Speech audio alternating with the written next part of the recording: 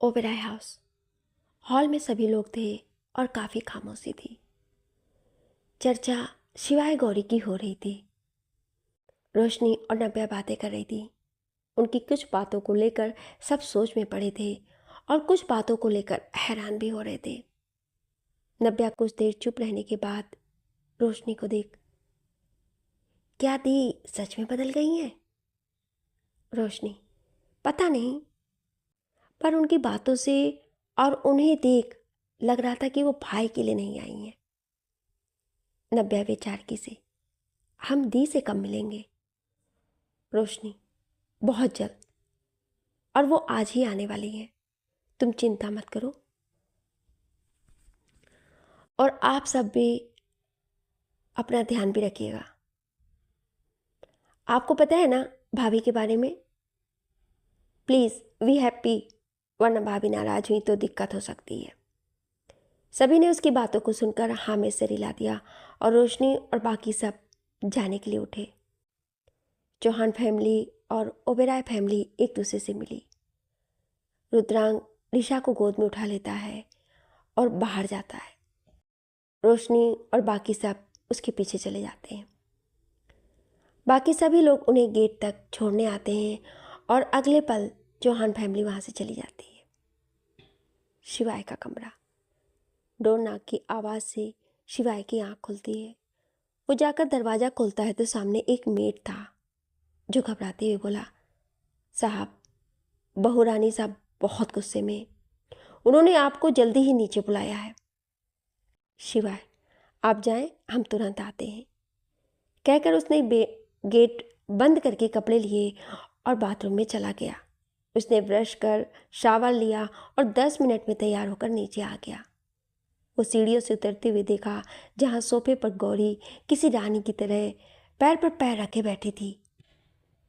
White with black border की साड़ी संग sleeveless black blouse, मांग में सिंदूर, गले में वो पेंडेंट जो शिवाय ने पहनाया था और चेहरे पर नो मेकअप, सिर्फ आंखों में काजल के संग बहुत खूबसूरत लग रही थी।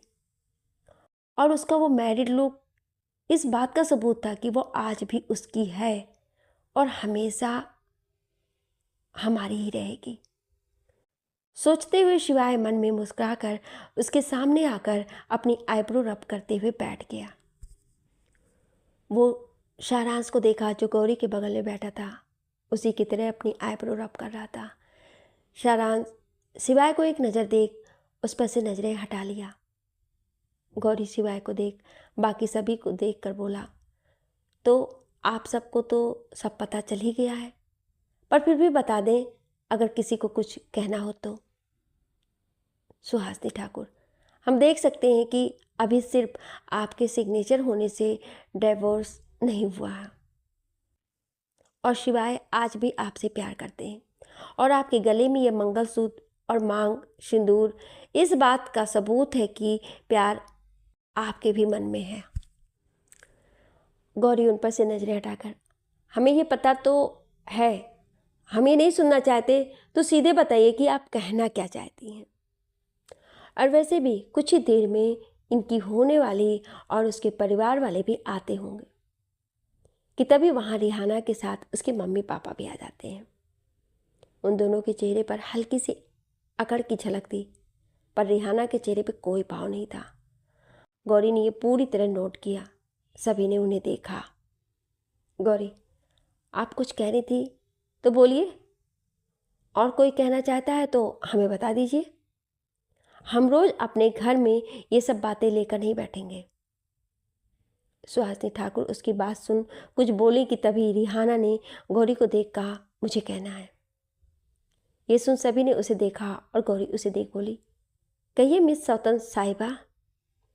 Rihanna, listen, my name is Rihana और तुम मुझे ये सौतन बोलना बंद करो। गौरी, पर आप तो हमारी यही लगती है ना, तो हम आपको सौतन क्यों नहीं कह सकते हैं? रिहाना, यही बताने के लिए कहना है कि तुम मुझे सौतन क्यों नहीं कह सकती। गौरी सर हिलाते हुए, तो कहो। रिहाना एक नज़र शिवाय को देख सभी से, यही कि मैं शादीशुदा आदमी से शादी नहीं कर सकती, जो साथ में एक बच्चे का बाप भी है। उसकी ये बात सुन सभी ने उसे देखा, वहीं शिवाय गौरी ने ये सुन एक दूसरे को देख रिहाना को देखा। मिस्टर सहगल, ये क्या बोल रही हो तुम? भूल रही हो कि रिहाना उनकी बात काट कर, I remember dad, but her cheese deal के चलते नहीं होती है, और आखिर मेरे भी कुछ ड्रीम्स एंड डिसीजन हैं अपनी शादी को लेकर। तो ऐसी शादी में मैं नहीं जुड़ना चाहती जो पहले से किसी और बंधन में बंधी है। गौरी शिवाय उसकी बात बहुत ध्यान से सुन रहे थे, वहीं सारांश बड़े गौर से उसे देखते हुए उसकी बातें सुन रहा था। मिस्टर सहगल गुस्से से उसकी बाजू पकड़, बकवास बंद करो अपनी, बहुत ज़्यादा जबान चल रही है ना। रिहाना हाथ छुड़ाते हुए, डैड लीव मी। गौरी थोड़ा जोर से, अपना ये तमाशा बंद करिए। उसकी बात सुन मिस्टर सहगल ने उसे छोड़ दिया। रिहाना उन्हें देखते हुए, मैं कह चुकी हूँ मैं ये शादी। Mister Sehgal, shut up. Rihana आंखों में आंसू लेकर गौरी के बगल वाले सोफे पर बैठ गई। सारांश उसे पानी का गिलास देके, गंदे लोगों के लिए मत रो, देखो मेरी मम्मा भी नहीं रोती है। ये सुन रिहाना ने उसे हैरानी से देखा और मन में सोचा, ये बच्चा सच में बड़ा तेज है। गौरी सुहासिनी जी को देख, तो अब बताइए दादी सा, आप क्या कहना चाहेंगी आप? सुहासिनी जी एक तीखी नज़र रिहाना पर डाली और कुछ देर सोचकर बोली, हम ये चाहते हैं कि अगले 3 महीने तक आप शिवाय के साथ रहें। फिर भी अगर कुछ सही नहीं होता है तो हम डिवोर्स के बारे में सोच सकते हैं और आगे उसकी शादी का भी देख सकते हैं। गौरी उसकी बात सुन शिवाय को देखी जो उसे देख रहा था। गौरी सब कुछ सुन मन में सोची, ये बुढ़िया काफ़ी चालू है। जो भी सही, हम कम से कम शिवाय के साथ तो रह पाएंगे। शिवाय गौरी को एक नज़र देख सुहासिनी जी को देखते हुए मन में खुद से बोला, दादी सा ने आज पहली बार कुछ हमारे मन का किया है। बस अब सब ठीक हो जाए और गौरी सिर्फ ये महीने नहीं हमेशा के लिए हमारे साथ रहे। गौरी कुछ देर बाद सभी को देख बोली, फाइन, बट अब से सब हमारी मर्जी पर चलेगा।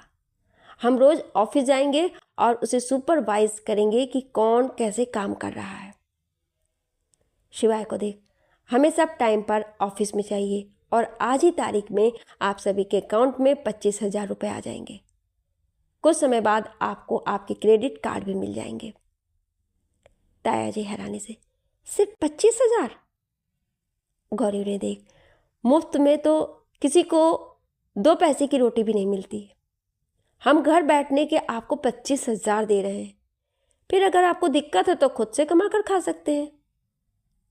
शिवाय इस बार गुस्से से, गौरी ये आप कैसे बात कर रही हैं? सारांश उसी टोन में, जैसे आप मेरी मम्मा से बात कर रहे हैं मिस्टर ठाकुर। उसकी बात सुन शिवाय चुप हो गया और उसे बस देखता रह गया। गौरी सारांश को आंख दिखाई तो वो हाथ फोड़कर बैठ गया। गौरी शिवाय को देख बोली, पहली बात मिस्टर ठाकुर कि हमारे हिसाब से ताया जी को इस घर में मुश्किल ही कोई कमी होगी, और अगर हम आप लोगों को घर से निकाल देते तो आप लोगों के पास वो भी नहीं होता। उसकी बात सुन सब शांत हो गए। वहीं गौरी सारांश को गोद में लेकर बोली, चलो आओ, मम्मा आपके लिए ब्रेकफास्ट बनाएगी। कहकर वो उसे डाइनिंग टेबल पर बैठाई और किचन में जाकर उसके हिसाब का अच्छा सा कुछ बनाकर उसे आकर खिलाती है। सभी लोग टेबल पर बैठकर सर्वेंट का बनाया खाना लगे, बस शिवाय चुपचाप बैठा था। रिहाना और गौरी उसे देख रही थी, पर रिहाना उससे बोल नहीं सकती थी और गौरी चाहकर भी पूछ नहीं सकती थी। कुछ देर में रोहित शिवाय का टिफ़िन लेकर आया। उसने पहले उसे ग्रीट किया और शिवाय को टिफ़िन दे दिया। शिवाय अपना ब्रेकफास्ट करने लगा, वहीं रोहित गौरी को देखकर हैरान हुआ और फिर खुद को संभाल कर बोला, गुड मॉर्निंग मैम। गौरी उसे देख, गुड मॉर्निंग रोहित, कैसे हैं आप? रोहित कुछ कहना चाहता कि शिवाय का घूरता चेहरा देखकर वो चुप हो गया। थोड़ी देर बाद सभी का ब्रेकफास्ट हो गया। गौरी को सारांश को रूम में ले गई और शिवाय रोहित के साथ ऑफिस के लिए चला गया। एक कमरे में सुहासिनी जी के साथ वहाँ पर रिहाना को छोड़कर मिस्टर सहगल और ताया ताई जी खड़े थे। वो कुछ डिस्कशन कर रहे थे। मिस्टर सहगल, आप ऐसा कैसे कर सकती हैं? आप रिहाना और शिवाय की शादी कैसे कैंसिल कर सकती हैं? आप भूल गई कि हमारी क्या डील थी? सुहासिनी जी, हम कुछ नहीं भूले हैं और शादी कैंसिल नहीं, पोस्टपोन की है 3 महीने के लिए। बस देखते जाओ और इंतज़ार करो। शिवाय गौरी से बहुत प्यार करता है और गौरी भी। हो सकता है ऐसा ना हो, पर वो भी आगे बढ़ सकती थी। अभी बस चुप रहो। धीरे धीरे गौरी वापस शिवाय से प्यार करने लगेगी, पर हम तब तक शिवाय के मन में उसके लिए इतनी नफरत भर देंगे कि शिवाय खुद उसके मुंह पर डाइवोर्स पेपर मारकर उसे इस घर से निकाल देगा। ताया जी, माँ, प्रॉपर्टी का क्या? सुहासिनी जी, वो भी हमारा होगा। बस कुछ वक्त शांत रहो, हम सब ठीक कर देंगे। उनकी बात सुनकर सभी ने सर हिलाया। सुहासिनी जी अपनी सोच में डूब गई और सब कमरे से बाहर चले गए। रिहाना का कमरा। रिहाना बालकनी में खड़ी बहुत गहरी सोच में थी। उसके दिमाग में बस अभी का सब चल रहा था। ये कितना अजीब है। गौरी सिर्फ प्रॉपर्टी लेने आई है, उसे शिवाय नहीं चाहिए। सारी प्रॉपर्टी की मालकिन गौरी है, शिवाय भी उसके अंडर काम करेगा। कहा जा सकता है कि शिवाय अब गौरी के लिए काम करेगा। ठाकुर इंडस्ट्री की नई लेडी बॉस है गौरी। उसने तो शिवाय को डिवोर्स पेपर भी दे दिया, जिस पर उसके साइन भी थे। मगर सुहासिनी जी ने कहा कि शिवाय उससे प्यार करता है, तो वो दोनों अभी भी पति पत्नी हैं। सब सोचते हुए रिहाना अपने फ़ोन को खोल स्क्रीन पर फोटो को देख बोली, मुझे इन सब से कोई मतलब नहीं है, पर फिर भी जुड़ी तो मैं इन सब से ही हूं ना, सिर्फ हमारे प्यार की निशानी के लिए। कितनी चीज़ों में उलझी हुई हूं मैं। तुम अगर यहाँ होते तो मैं कभी भी सबके होते हुए अकेला महसूस नहीं करती। मेरे लिए जो कुछ भी था वो सिर्फ तुम थे, और जब तुम ही नहीं तो मैं जिंदा रहकर भी क्या करूँगी। मैं जब तक हूँ तो सिर्फ उसके लिए। बस एक बार वो मिल जाए और सुरक्षित हो जाए, फिर मुझे किसी भी चीज़ की कोई इच्छा नहीं है। शिवाय का ऑफिस। शिवाय अपने काम में लगा हुआ था ताकि कुछ टाइम के लिए वो सब कुछ अपने दिमाग से निकाल दे। तभी रोहित उसके केबिन का डोर खोल अंदर आकर, सर, मैम ने आपको मीटिंग के लिए बुलाया है अब भी। शिवाय लैपटॉप चलाते हुए, तुम चलो हम आते हैं। रोहित थोड़ा हिचकिचाकर, मैम ने कहा है कि। शिवाय उसे देख, तुम्हारे बॉस हम हैं कि गौरी? रोहित, आप। शिवाय, तो चुपचाप दफा हो यहाँ से। हमारा जब मन करेगा तब हम आ जाएंगे, और अगली बार नॉक करके अंदर आना, समझे? रोहित बाहर चला गया, मगर उसे डर था कि कहीं आगे शिवाय का क्या होगा, क्योंकि अभी उसने गौरी को काफ़ी गुस्से में और सीरियस देखा था। वो बार बार केबिन में झांक रहा था, पर शिवाय अपने लैपटॉप चला रहा था। पता नहीं वो क्या चाहता था। मीटिंग रूम में गौरी मीटिंग रूम में सभी को बुला रही थी। कंपनी के सारे हेड स्टाफ वहाँ आ चुके थे, बस शिवाय ही वहाँ नहीं आया था। यहाँ सभी लोग गौरी को देख रहे थे। गौरी वहाँ बैठे एक लड़के से बोली, जाएं, जाकर मिस्टर ठाकुर को बुला कर लाएं। वो लड़का जो उसे देखने में बिजी था, वो थोड़ा हिचकिचाया और फिर उठकर चला गया। गौरी सभी को देख बोली, सो आप अपने डिपार्टमेंट्स की रिपोर्ट लाए हैं? सबने अपना सर हिला दिया। अब तक सबको पता चल गया था कि गौरी इस कंपनी की नई मालकिन है। किसी को नहीं पता था कि वो शिवाय की पत्नी है। ये कंपनी शिवाय ने गौरी को भेजकर ज्वाइन करी थी, तो रोहित के अलावा किसी को नहीं पता था कि वो शिवाय की पत्नी है। दूसरी तरफ वो लड़का शिवाय के केबिन के बाहर पहुंचा, जहां उसने रोहित को देखा।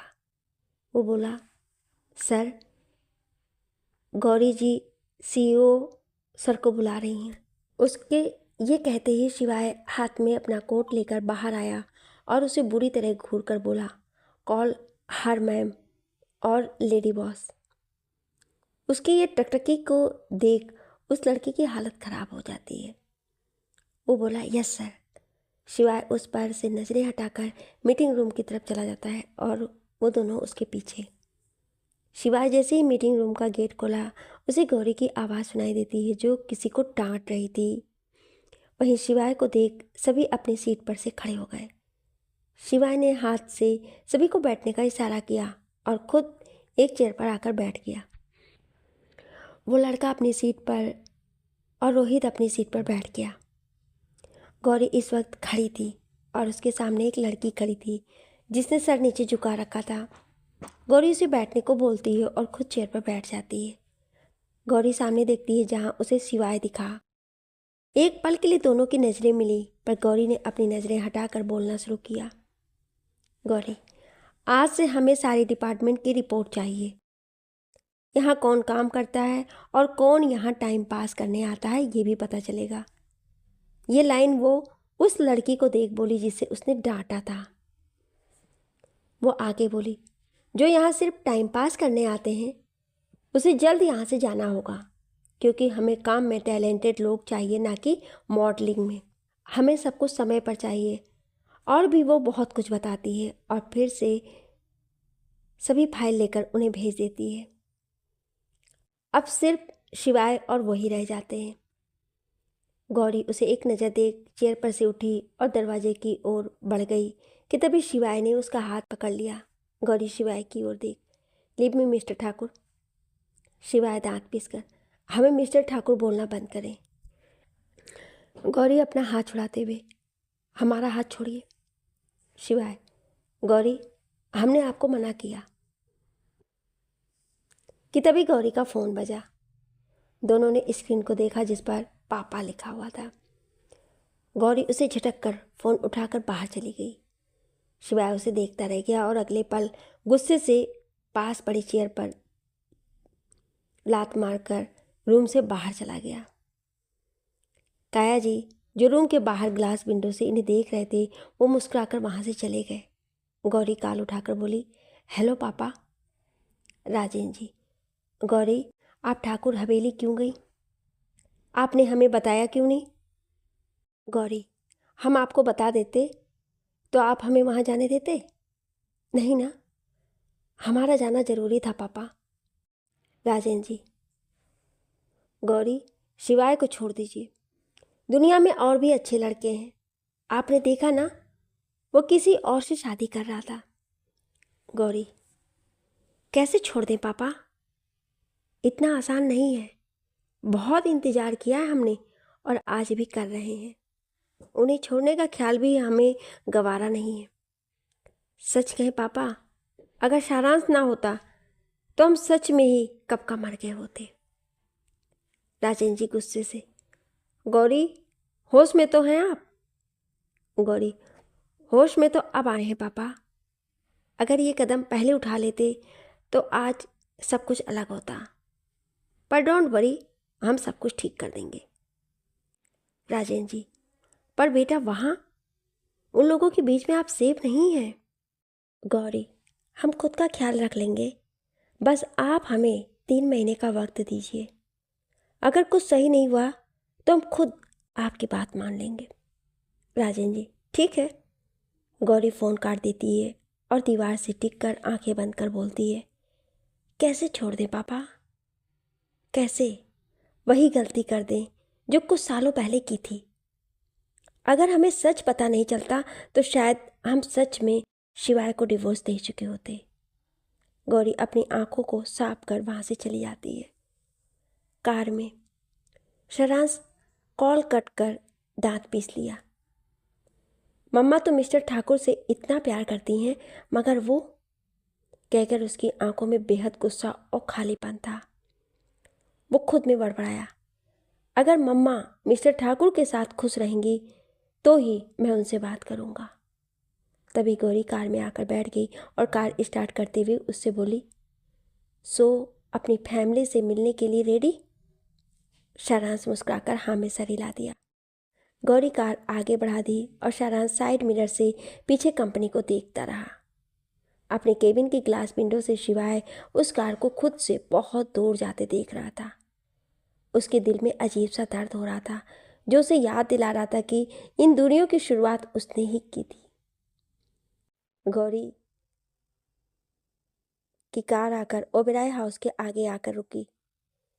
वो कार से उतरकर सारांश को उतारकर पलट के पूरे घर को देखती तो उसकी हल्की सी आंखें भर आई। पहले की तरह उसे सब पुराने पल याद आए। सारांश को जब वो लेने आई थी तब अलग था और अब अलग। तब वो जाने के लिए आई थी और अब वो अंदर जाने वाली थी, तो उसे अलग सा एहसास हो रहा था। वो सारांश को लेकर अंदर बढ़ गई। वो दरवाजे पर आकर जैसे ही अंदर आती तभी यामिनी जी अपनी तेज आवाज में बोली, ठहरिए। ये सुन गौरी वहीं थम गई और सारांश भी उन्हें देखने लगा। यामिनी जी गौरी को कुछ पल देखने लगी कि तभी उनके पीछे से एक नौकरानी आरती की थाल लेकर आई। यामिनी जी उससे थाल लेकर गौरी और उन दोनों की आरती करने लगी और ये देख दोनों काफ़ी रिस्पेक्ट से उन्हें देखने लगे। गौरी उन्हें देखते हुए मासा कहकर वो पैर छूने के लिए झुकी कि यामिनी जी उसे रोक अपने गले से लगा ली। दोनों कुछ पल ऐसे ही रहे और सारांश उन दोनों को देखने लगा। यामिनी जी की नज़र जब सारांश पर गई तो वो गौरी से हटकर उसके पास आती हैं। सारांश उन्हें देख झुककर उनके पैर छूता है और यामिनी जी उसके माथे को चूम उसे गोद में लेकर अंदर बढ़ जाती हैं। गौरी पूरे घर को देखते हुए अंदर आती है। उसे पुराना बहुत कुछ याद आ रहा था। गौरी सारांश को विक्रम जी और यामिनी जी के बारे में बताती हैं और सारांश सभी से रिस्पेक्टफुल मिलता है। तभी सीढ़ियों पर से कार्तिक उतरता हुआ आता है और गौरी को देख आकर सीधा उसके गले लग जाता है। गौरी अपनी नम आंखों को बहने से रोक लेती है। गौरी उसे देख उसका गाल छूकर बोली, कैसे हो कार्तिक? कार्तिक, कैसे होऊंगा भाभी? न आप और न भाई, सब चेंज हो गया। आप क्यों चली गईं? इतने साल कहाँ थीं? कभी बात नहीं की हमसे, क्यों? गौरी, कुछ बातें ना बताई जाएं तो बेहतर होता है कार्तिक, और अब हम प्रॉमिस करते हैं कि अब नहीं जाएंगे। कार्तिक, और भाई? गौरी, उनके बारे में हम कैसे बताएं? कार्तिक, उनसे बेहतर आप उन्हें जानती हैं। गौरी, वो पुराने बातें थे, अब हम सब कुछ नया बनाने आए हैं। कार्तिक और कुछ बोलता कि तभी गौरी बोली, नव्या? कहाँ है वो और साथ में छोटा कार्तिक? कार्तिक, वो दोनों कमरे में। उसने जैसे ही कहा कि तभी काव्य नीचे आया और नव्या उसके पीछे। नव्या ने गौरी को देखा तो उसे दूर से देखती रही। काव्य कार्तिक के पास आकर उसे देख गौरी की ओर इशारा कर पूछा। नव्या गौरी एक दूसरे को गले मिली। सभी इस सीन को देख इमोशनल हो गए। अब सबको संभालने वाली आ गई थी। कार्तिक काव्य को गौरी के पास लाकर बोला, ये तुम्हारी बड़ी माँ एंड मासी भी। ये सुन काव्य कन्फ्यूजन में उसे देखने लगा और अगले पल गौरी से बोला, मैं आपको क्या बुलाऊं? गौरी मुस्कुराकर, जो आप चाहो। काव्य बड़ी माँ वाले वर्ड्स याद कर कार्तिक से, सी मिसेज इज टीजे। कार्तिक हाँ में सर हिला दिया। काव्य मुस्कुराकर गौरी से, आई एम काव्य एंड हाउ आर यू मासी माँ? गौरी मुस्कुराकर, आई एम फाइन काव्य कहकर उसके गाल से हिलाकर उसके सर पर हाथ फेरी। सभी लोग हॉल में आ गए। काव्य सारांश ने जब एक दूसरे को देखा तो कुछ पल देखने लगे और अगले पल दोनों ने अपनी अपनी मम्मा को देखा। गौरी सारांश को काव्य और नव्या ने काव्य को सारांश के बारे में बता दिया। काव्य और सारांश ने पहले हैंडशेक किया और फिर एक दूसरे को हग कर लिया। सभी लोग बच्चों में लग गए। गौरी सभी को देख उठकर ऊपर की ओर चली गई और अपने और सिवाय के कमरे के पास आई जिसकी चाबी उसने नव्या से ली थी। गौरी आंखें बंद कर गहरी सांस छोड़ उस कमरे को खोल उसे देखी तो नम आंखों से उस कमरे को देखने लगी। वो उस कमरे के हर एक कॉर्नर, हर एक हिस्से में खुद के शिवाय के साथ बिताए लम्हों को देखने लगी। तभी अगले पल शिवाय के बर्थडे वाली रात की सारी बातें एकदम उसके जहन में आ गई और उसने एकदम उस कमरे को बंद कर दिया। गौरी ने अपनी आंखें साफ की और नीचे चली गई। वो कुछ देर सभी से बात की और सारांश को लेकर चली गई। आधे घंटे बाद वो चौहान बिला पहुंची। वो सारांश को लेकर बाहर निकली। सारांश जैसे ही घर को देखा तो उसे मसूरी याद आ गई, क्योंकि मसूरी वाले घर का व्यू भी कुछ ऐसा था जो गौरी ने ही रखा था। गौरी सारांश के साथ अंदर आने लगी और दोनों घर को देखने लगे। गौरी सब जगह देखी तो उसे अपनी पुरानी बातें याद आ गई, उनकी इंगेजमेंट, उन सबका फैमिली टाइम, उसकी रुद्रांग की लड़ाई, सब कुछ। अगले पल हॉल में गायत्री जी और राजेंद्र जी आए। उन दोनों ने गौरी को देखा और उसके पास आए। उन दोनों ने गौरी को गले लगा लिया। गौरी भी उनसे मिली और उसने सारांश को उनसे मिलाया। गौरी की नज़र रुद्रांग पर पड़ी, जो फ़ोन स्क्रॉल करते हुए अपना लैपटॉप पकड़े आ रहा था। गौरी उसे देख उसके पास आई। रुद्रांग की नज़र जब उस पर पड़ी तो उसने कुछ देर उसे देखा और फिर उसके बगल से होकर जाने लगा कि गौरी रुआसी भरी आवाज़ में बोली, भाई। ये सुन रुद्रांग के कदम वहीं रुक गए। गौरी उसके सामने आई तो रुद्रांग ने उसकी आंखों में आंसू देख, अपनी बहन की आंखों में आंसू देख वो तड़प उठा, पर कुछ रिएक्ट नहीं किया। आखिर सिवाय से भी ज़्यादा वो उसे प्यार करता था और खुद इमोशनल होकर उसके लिए मुश्किल नहीं कर सकता था। उसकी नाराज़गी भी बरकरार थी। वो उसे बिना देखे खड़ा रहा। गौरी थोड़ा आगे आकर बोली, आप कहाँ छोटी से भी छोटी बात पर हर बात बताते थे और आज मुझसे बात भी नहीं कर रहे हैं और देख भी नहीं रहे हैं। रुद्रांग बिना किसी भाव के, बात करने के लिए कुछ होना भी चाहिए, और रही बात देखने की तो इतने साल नहीं देखा इसलिए आदत हो गई है। गौरी, आई प्रॉमिस अब आदत छूट जाएगी। रुद्रांग कुछ नहीं बोला। गौरी चारों ओर देख उससे बोली, रोशनी। कहकर उसकी नज़र एक जगह गई जहाँ रोशनी ऋषा को गोद में लेकर आ रही थी। ऋषा की नज़र जब रुद्रांग पर गई तो उसे देख रोशनी की गोद में मचलने लगी। रोशनी उसे नीचे उतारी और दूर से ही गौरी को कुछ देर देख किचन में चली गई। ऋषा अपने छोटे छोटे पैरों से चलकर आके रुद्रांग के पैरों में लिपट गई। रुद्रांग उसे गोद में लेकर गौरी की ओर इशारा कर बोला, ये देखो तुम्हारी बुआ मामी। ऋषा गौरी को देख हाथ हिलाकर, हेलो बुआ मी। गौरी मुस्कुराकर उसे अपनी गोद में लेकर बोली, हेलो लिटिल प्रिंसेस, आपका नाम क्या है? ऋषा अपनी क्यूट सी आवाज़ में दांत दिखाकर, लिशा। गौरी ऋषा को लेकर सोफे की ओर बढ़ गई और सारांश को दिखाकर बोली, शारू, ये देखो आपकी बहन। ये सुन सारांश अपनी आंखों में चमक के साथ गौरी की गोद में ऋषा को देखता है। गौरी ऋषा को सारांश के पास बैठा देती है। राजेंद्र जी और गायत्री जी बच्चों में लग जाते हैं। सारांश जब रुद्रांग को देखता है तो उसके पैर छूता है। ये देख सभी मुस्कुराकर गौरी को देखते हैं। रुद्रांग सारांश को गोद में लेकर सोफे पर बैठ जाता है और ये देख ऋषा को बड़ी जलन होती है और वो वापस अपने पापा की गोद में आकर बैठ जाती है। सभी को एक नज़र देख गौरी किचन में चली जाती है। गौरी आकर देखी जहाँ रोशनी सभी के लिए चाय बना रही थी और कुछ स्नैक्स भी निकाल रही थी। गौरी दरवाजे पर खड़ी उसे देख बोली, रोशनी।